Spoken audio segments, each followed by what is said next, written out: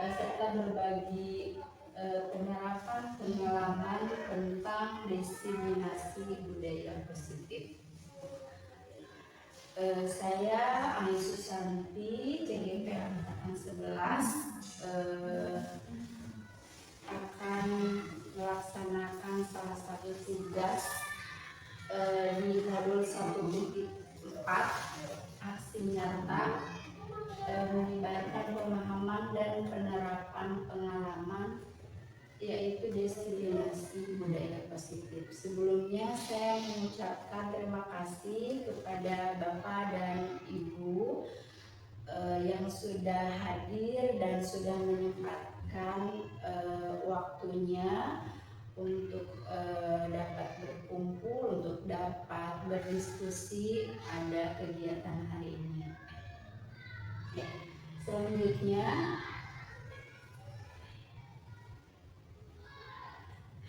mohon izin perkenalkan, ini adalah fasilitator saya, namanya Ibu Tri Eryani MPDI, serta pengajar praktek Ibu Risa Ratna Juwita MPD. Selanjutnya dari pemaparan yang akan saya sampaikan, di sini ada konsep inti budaya positif. Insya Allah saya akan paparkan dan nanti kita akan berdiskusi bersama. Ada tentang perubahan paradigma belajar, disiplin positif, nilai-nilai kebajikan, kebutuhan dasar manusia, motivasi perilaku manusia, posisi kontrol guru, keyakinan kelas, segitiga restitusi. Selanjutnya di sini ada tentang pembelajaran dengan paradigma baru. Pembelajaran dengan paradigma baru merupakan pembelajaran yang dirancang berdasarkan prinsip pembelajaran berdiferensiasi sehingga murid belajar sesuai pelajar profil Pancasila. Kebutuhannya berdasarkan tahap perkembangan sesuai teori psikologi modern untuk mewujudkan profil pelajar Pancasila. Selanjutnya yaitu tentang disiplin positif. Apa itu disiplin positif? Disiplin positif itu berasal dari kata disiplina yang artinya belajar. Disiplin mengacu pada disiplin diri yang memiliki tanggung jawab terhadap apa yang dilakukannya berdasarkan nilai-nilai yang diyakini. Disiplin positif juga merupakan salah satu cara penerapan disiplin yang bertujuan untuk menumbuhkan kesadaran serta memberdayakan peserta didik tanpa imbalan, penghargaan, reward, ancaman atau hukuman. Selanjutnya, di sini ada miskonsepsi tentang teori kontrol menurut Dr. William Glasser dalam kontrol teori yang dinamakan choice theory. Yang pertama ada ilusi guru mengontrol murid. Selanjutnya ilusi bahwa semua penguatan positif, efektif, dan bermanfaat. Lalu selanjutnya ilusi bahwa kritik dan membuat rasa bersalah mampu menguatkan karakter. Selanjutnya ilusi bahwa orang dewasa berhak memaksa. Selanjutnya di sini ada mengubah paradigma stimulus respon menjadi pendekatan teori kontrol. Di sini ada stimulus respon dan juga ada teori kontrol. Dalam stimulus respon, yaitu realitasnya kebutuhan kita itu sama, tetapi dalam teori kontrol realitasnya kebutuhan kita itu berbeda-beda.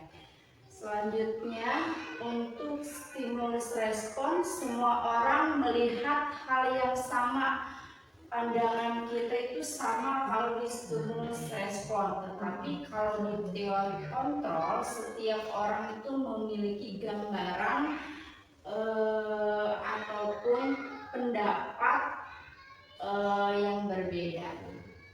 Selanjutnya, stimulus respon, kita mencoba mengubah orang agar berpandangan sama dengan kita, tetapi dalam teori kontrol semua perilaku memiliki tujuan.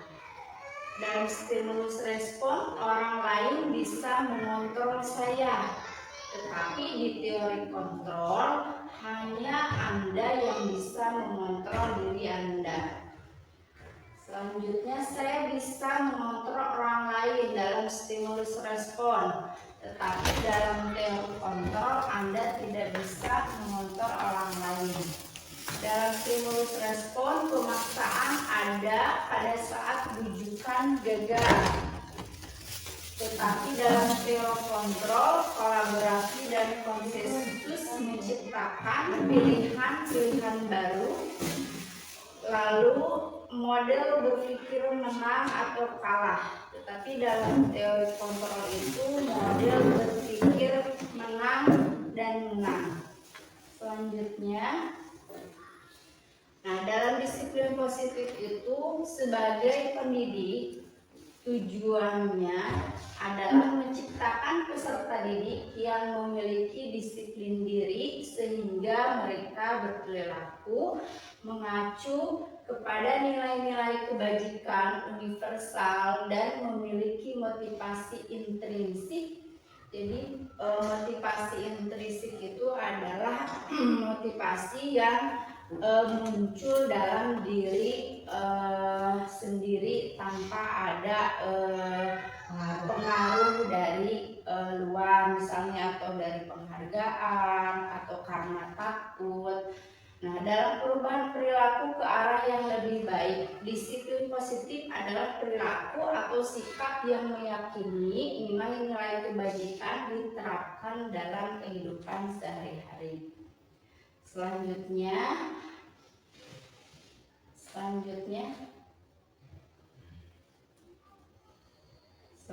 Bu, ini sama. Nah, di sini juga ada nilai-nilai kebajikan. Nilai yang disepakati bersama lepas dari suku bangsa, agama, bahasa maupun latar belakangnya. Contoh nilai kebajikan institusi atau organisasi di sini ada nilai-nilai kebajikan dari profil pelajar Pancasila. Sudah kita ketahui ada beriman dan bertakwa pada Tuhan Yang Maha Esa, berakhlak mulia, berkebinekaan global, gotong royong, mandiri, kreatif, dan bernalar kritis. Menurut EIBO Primary Years Program, ada toleransi, rasa hormat, integritas, mandiri, menghargai, antusias, empati, keingintahuan, kreativitas, kerjasama, percaya diri, dan komitmen. Selain itu, nilai kebajikan yang ada di keterampilan atau life skill dapat dipercaya, disepakati, pendengar yang aktif, tidak merendahkan orang lain, dan memberikan yang terbaik dari diri. Selanjutnya, nah selain itu di sini juga ada kebutuhan dasar manusia. Kebutuhan dasar manusia adalah segala sesuatu yang kita lakukan untuk mendapatkan apa yang kita inginkan. Seluruh tindakan yang kita lakukan memiliki tujuan tertentu dan semua usaha terbaik yang kita lakukan adalah dalam rangka agar kebutuhan dasar kita terpenuhi dengan baik.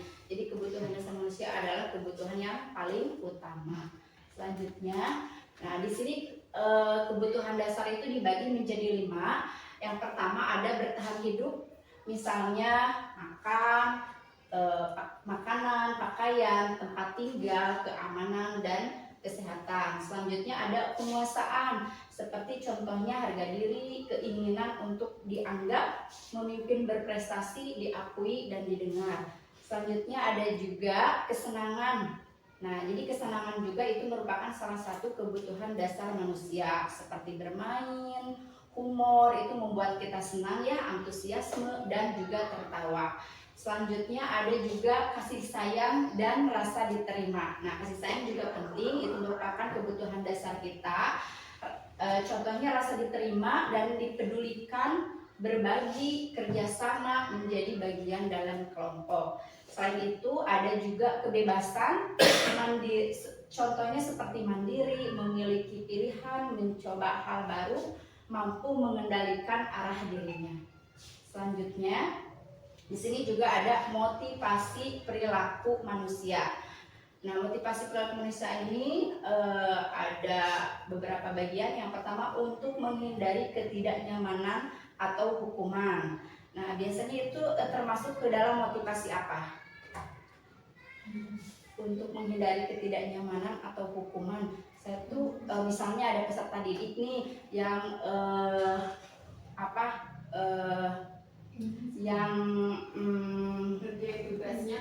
ngerjain tugasnya karena takut dihukum gitu. Itu termasuk ke dalam apa ya Bapak Ibu, motivasi apa? Ekstrinsik ya. Ya, selanjutnya juga untuk mendapatkan imbalan atau penghargaan dari orang lain. Misalnya tuh seperti kemarin kita mengadakan acara lomba ya, anak-anak sangat antusias sekali. Nah, mungkin salah satunya ingin mendapatkan penghargaan atau imbalan, ingin mendapatkan hadiah, itu juga termasuk motivasi ekstrinsik. Nah, selanjutnya ada motivasi intrinsik. Apa itu motivasi intrinsik? Yaitu untuk menjadi orang yang mereka inginkan dan menghargai diri sendiri dengan nilai-nilai yang mereka percaya. Jadi motivasi intrinsik itu tidak terpengaruh oleh orang lain, hukuman atau penghargaan, tetapi motivasi intrinsik muncul dalam diri sendiri. Selanjutnya ada komitmen ya, ada komitmen dengan diri sendiri. Di sini ada hukuman, konsekuensi, dan restitusi. Hukuman contohnya tidak rencana, tiba-tiba, bersifat satu arah. Ciri-cirinya itu murid tidak tahu apa yang akan terjadi, berupa hukuman fisik atau fisikis. Lalu konsekuensi terencana atau disepakati sesuai aturan, bersumber dari dua arah. Murid tahu apa konsekuensi dari aturan yang dilanggar. Sedangkan dalam restitusi itu suatu proses menciptakan kondisi bagi murid untuk memperbaiki kesalahannya. Nah, proses kolaboratif yang mengajarkan murid untuk mencari solusi sendiri. Jadi ada solusi ya, kalau restitusi itu mencari solusi sendiri. Selanjutnya, nah di sini ada hukuman atau konsekuensi. Nah, kira-kira Bapak Ibu, di sini ada kalimat lari mengelilingi lapangan basket 2 kali karena terlambat hadir di sekolah. Kira-kira itu termasuk hukuman atau konsekuensi? Hukuman. Selanjutnya, membersihkan coretan yang dibuatnya di meja tulis. Konsekuensi. Ya, murid diminta untuk push up 15 kali karena tidak menggunakan masker ke sekolah. Hukuman. Selanjutnya, menggantikan kertas tugas teman yang telah dicoret-coret. Konsekuensi. Berjemur di lapangan basket pukul 12 siang karena mengobrol dengan teman. Ya. Lalu murid diminta bertelanjang kaki sepanjang hari karena tidak menggunakan sepatu warna hitam sesuai peraturan sekolah. Hukuman.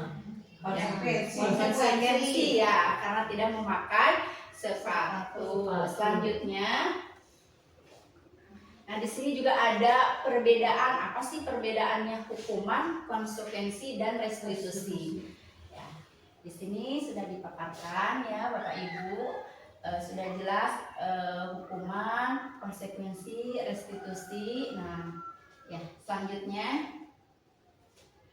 Nah, sekarang selanjutnya ada 5 posisi kontrol. 5 posisi kontrol itu ada sebagai penghukum, pemantau, pembuat rasa bersalah, teman, dan juga sebagai manajer. Mungkin kita juga pernah itu ya, pernah sebagai penghukum, pernah sebagai penghukum atau pembuat rasa bersalah, sebagai teman, pemantau, ataukah sebagai manajer. Nanti kita akan jelaskan selanjutnya nih di sini ada contoh penerapan 5 posisi kontrol. Nah di sini kasusnya yaitu peserta didik datang terlambat. Nah peserta didik yang datang terlambat lari mengelilingi lapangan. Jika guru memberikan hukuman lari mengelilingi lapangan itu sebagai penghukum. Nah lalu misalnya berapa kali Bapak Ibu ingatkan datang ke sekolah harus tepat waktu, kamu membuat Ibu kecewa, itu termasuk kontrol membuat merasa bersalah. Selanjutnya, nah ini ada kontrol sebagai teman. Misalnya, ayo dong ikuti aturan sekolah, tolong bantu Bapak atau Ibu ya. Sekali ini, ya sudah tidak apa-apa, lain kali jangan berbuat seperti ini lagi ya. Nah itu adalah sebagai posisi teman. Nah ada juga di sini sebagai posisi pemantau. Misalnya, kamu sudah melanggar peraturan sekolah, kamu tahu konsekuensinya. Mulai besok harus datang lebih awal ya, jangan sampai terulang lagi. Selanjutnya, nah di sini ada posisi manajer. Apakah contohnya seperti ini? Apakah kamu tahu kesalahanmu? Kira-kira bagaimana kamu mau perbaiki kesalahanmu? Nah, kira-kira menurut Bapak Ibu dari penerapan 5 posisi kontrol ini mana yang lebih bagus? Yang seharusnya sebagai pendidik itu mempunyai posisi kontrol yang harus kita jalankan. Manajer ya. Jadi manajer sebagai itu adalah posisi kontrol yang paling baik. Ya, selanjutnya, nah, lalu di sini posisi kontrol apakah aku? Nah, di sini ada pertanyaan pemantik. Saya kecewa sekali dengan kamu. Kira-kira itu posisi apa? Membuat rasa bersalah. Kamu tidak pernah benar melakukannya. Nah, apa kira-kira? Pemantau ya. Selanjutnya, ayolah lakukan demi Bapak atau Ibu. Teman. Kamu tidak akan mendapatkan nilai jika tidak mengerjakan tugas. Posisi apa ya? Pemantau. Nah, selanjutnya, tahukah kesalahan yang kamu perbuat? Apa yang dapat kamu lakukan untuk memperbaiki kesalahanmu? Manajer. Ya. Selanjutnya, nah sekarang kita masuk ke pemaparan keyakinan kelas. Mengapa keyakinan kelas sih bukan peraturan kelas?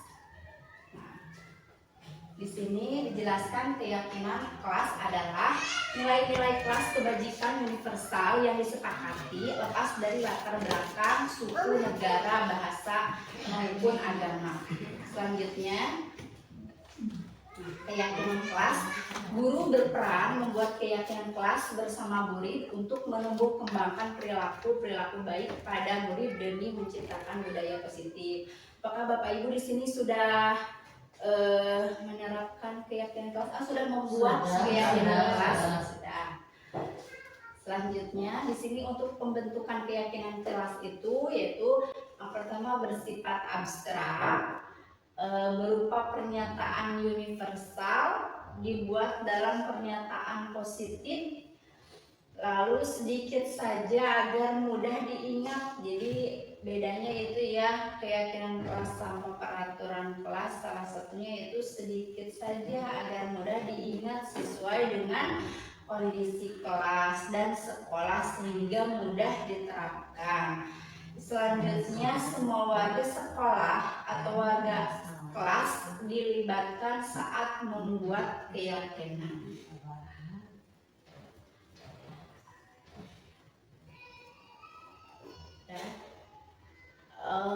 Selanjutnya berdiskusi memunculkan peraturan-peraturan yang perlu ditaati warga kelas. Lalu dalam pembentukan keyakinan kelas itu mengubah peraturan-peraturan menjadi kalimat yang lebih positif. Misalnya datang ke sekolah terlambat, kalimatnya iya begitu. Jadi kalimat yang lebih positifnya disiplin waktu. Lalu menyarikan peraturan-peraturan menjadi nilai-nilai kebajikan atau keyakinan kelas. Diskusi mengenai gambaran perilaku yang mencerminkan keyakinan kelas. Lalu berdiskusi mengenai peran seluruh warga kelas meninjau ulang keyakinan kelas dari waktu ke waktu. Apakah mungkin dalam keyakinan yang sudah dibuat Bapak Ibu bersama siswa, apakah kira-kira perlu ada perubahan, sesuaikan ya dari waktu ke waktu selanjutnya. Nah, ini pembentukan keyakinan kelas yang sudah saya terapkan di kelas 1. Ini sebagai dokumentasi. Selanjutnya yaitu ada restitusi. Apa sih itu restitusi? Restitusi adalah proses menciptakan kondisi bagi murid untuk bisa memperbaiki kesalahan mereka, sehingga mereka bisa kembali pada kelompok mereka dengan karakter yang kuat menurut dosen. Selanjutnya, nah dalam segitiga restitusi ini ada 3 tahapan. Yang pertama ada menstabilkan identitas. Yang kedua ada validasi tindakan yang salah. Yang ketiga ada menanyakan keyakinan. Guru berperan sebagai manajer untuk dapat menyelesaikan masalah dengan penerapan segitiga restitusi, yaitu dengan metode penyelesaian masalah melalui proses dialog yang dilakukan guru kepada murid agar murid menemukan solusi dan permasalahannya. Ya, selanjutnya, nah di sini dijabarkan menstabilkan identitas. Nah, berdasarkan prinsip membuat kesalahan adalah bagian dari proses pembelajaran, menggeser identitas gagal ke identitas sukses. Nah, seperti ini kalimatnya, berbuat salah itu wajar. Bapak Ibu juga pernah melakukan kesalahan. Tidak ada manusia yang sempurna. Kamu berhak merasa begitu. Bapak atau Ibu tidak ingin memarahi kamu, tetapi hanya ingin mencari solusi dari permasalahan ini. Nah, dari kalimat ini adalah bagian dari menstabilkan identitas. Ya, selanjutnya ada juga validasi tindakan yang salah. Nah, berdasarkan prinsip setiap perilaku berupaya memenuhi suatu kebutuhan tertentu. Nah, pernyataan validasi tindakan yang salah seperti kamu pasti punya alasan mengapa melakukan hal itu. Lalu, padahal kamu bisa melakukan yang lebih buruk dari ini ya. Kamu patut bangga karena telah melindungi sesuatu yang penting buatmu. Lalu kamu melakukannya karena mempertahankan sesuatu yang penting bagimu. Selanjutnya yang terakhir itu ada menanyakan keyakinan kelas. Berdasarkan prinsip setiap teori kontrol bahwa pada dasarnya kita termotivasi tertentu secara intrinsik seperti tadi ya sudah dijelaskan. Jadi motivasi intrinsik itu motivasi yang muncul dari dalam diri.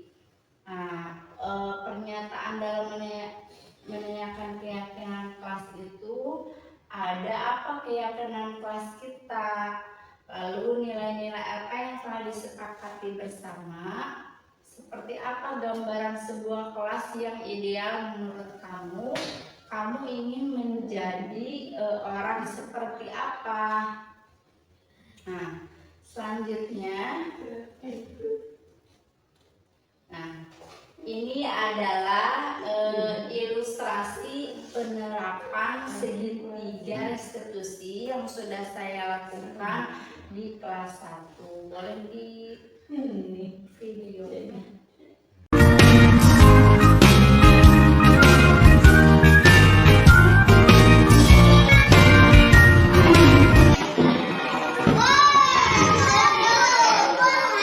Silakan masuk. Assalamualaikum. Waalaikumsalam.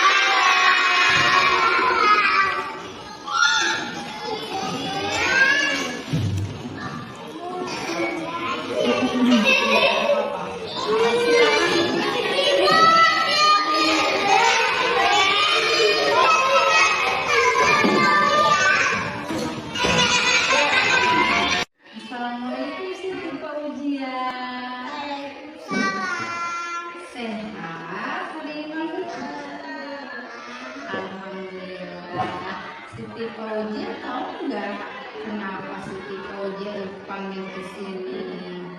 Tadi dia siaran karena selalu Oh, Siti Fauzia kesiangan karena Siti Fauzia nonton TV. Kalau nonton TV terlalu malam itu bagus tidak? tidak. Tidak. Jadi mulai besok jangan diulangi lagi ya.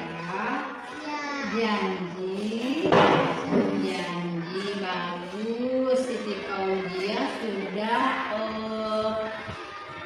menyadari kesalahannya, yaitu tadi terlambat ke sekolah. Ya, kesiangan. Jangan diulangi lagi ya sayang.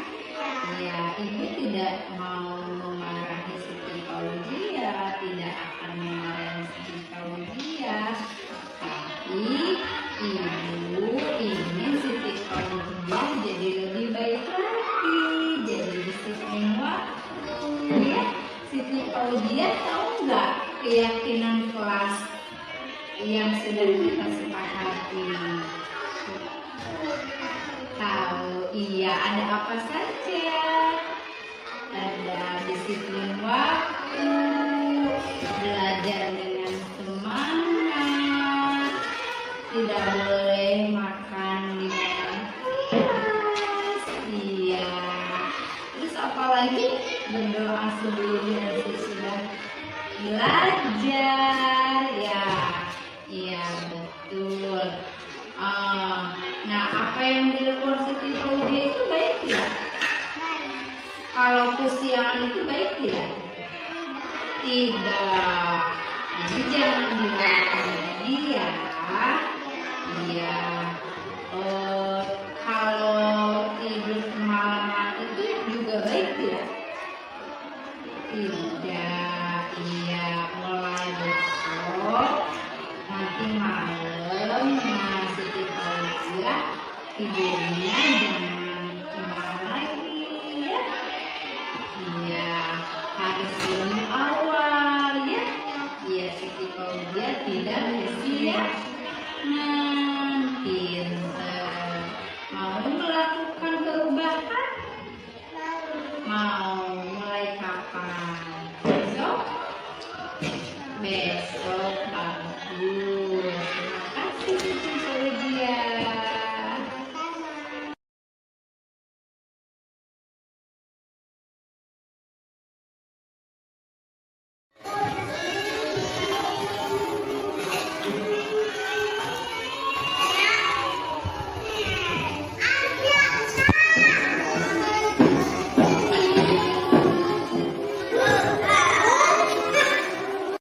Assalamualaikum Kaila.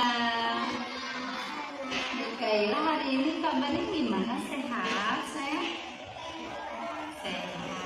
Oke.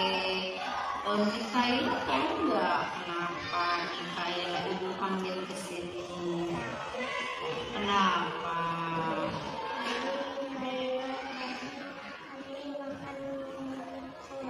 Oh, makan di kelas. Makan di kelas itu baik tidak? Tidak baik. Jadi kalau tidak baik jangan dilakukan ya. Kaila nggak apa-apa. Kita ibu juga pernah melakukan kesalahan, yang penting tapi kita mau memperbaiki kesalahannya ya. Mikaela juga mau tidak memperbaiki kesalahannya, mau pinter. Kenapa sih Mikaela makan di kelas? Oh, kesiangan jadi dulu PR. Oh, saran dari ibu sebaiknya kalau mengerjakan PR itu sebelum tidur atau sepulang sekolah ya. Jadi biar tidak terburu-buru pagi-paginya, biar Mikaela bisa sarapan dulu di rumah. Jadi nanti tidak makan di kelas ya sayang. Mau dilaksanakan? Mau. Jadi mengerjakan PR-nya di waktu apa sayang? Malam sebelum tidur atau sepulang sekolah ya sayang ya.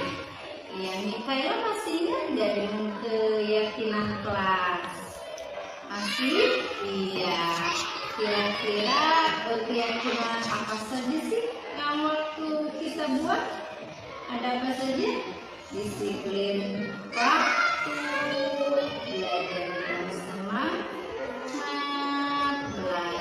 berdoa sebelum dan sesudah belajar, tidak boleh makan di kelas saat jam pelajaran. Kira-kira Mikaela melanggar keyakinan kelas tidak? Melanggar ya? Melanggar keyakinan kelas tidak? Melanggar ya? Kan di keyakinan kelasnya salah satunya tidak boleh makan di kelas saat jam pelajaran. Tadi Mikaela makan di kelas tidak? Makan, berarti melanggar tidak? Melanggar, iya. Tapi Mikaela mau berubah, mau memperbaiki kesalahannya ya? Mau. Iya, jadi ibu yang Mikaela itu menjadi anak yang lebih bertanggung jawab dan melaksanakan kesepakatan kelas yang sudah kita buat bersama ya sayang. Oke, mau berubah sih? Mau. Mulai dari kapan? Hari ini? Sedia? Siap? Siap mau? Mau. Oke, terima kasih Mikaela. Saya Siti Fauzia. Saya senang sekali sama Bu Guru karena sudah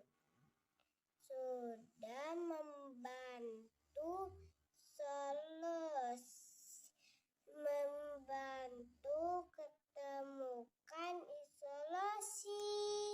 Halo teman-teman, namaku Mikaela. Aku dari kelas 1.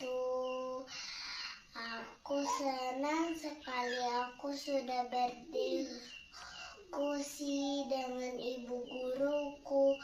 Aku punya solusi dan ibu guruku.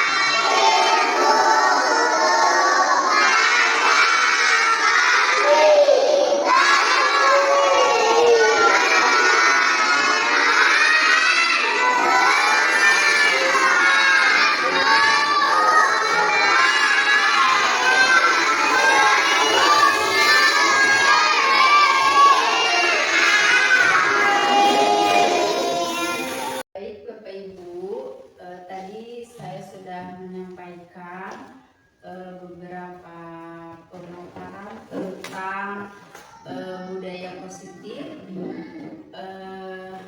Mungkin ada yang ditanyakan?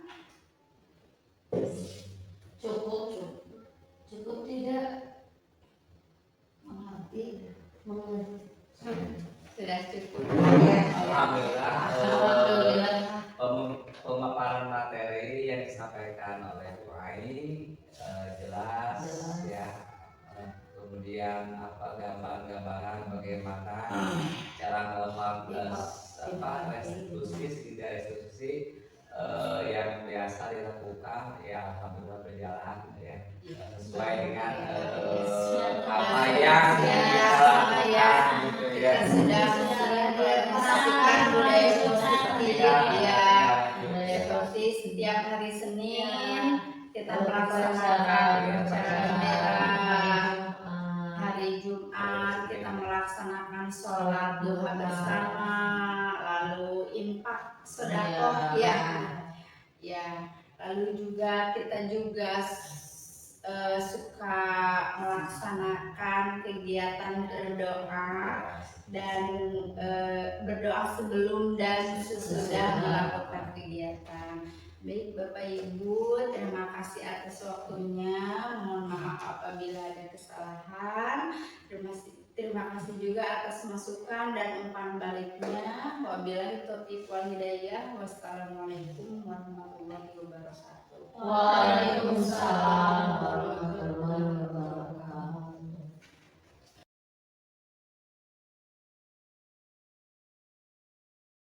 Assalamualaikum, perkenalkan nama saya Salwa. Saya senang membuat kerajinan kelas bersama teman-teman. Terima kasih. Assalamualaikum, nama saya Nisa. Saya senang membuat keyakinan kelas bersama teman-teman. Terima kasih. Assalamualaikum warahmatullahi wabarakatuh. Perkenalkan, nama saya Meira Siti Nur Aini, SPD-SD. Saya selaku rekan sejawat Ibu Ai Susanti, SPD-SD. Dari pemaparan tentang diseminasi budaya positif yang disampaikan oleh Ibu Ai selaku CGP Angkatan 11, banyak sekali manfaat yang didapatkan mengenai ada beberapa hal. Yang pertama, disiplin positif. Yang kedua, motivasi perilaku manusia. 3, kebutuhan dasar. 4, posisi kontrol restitusi. 5, keyakinan kelas. Dan yang terakhir, 6, segitiga restitusi.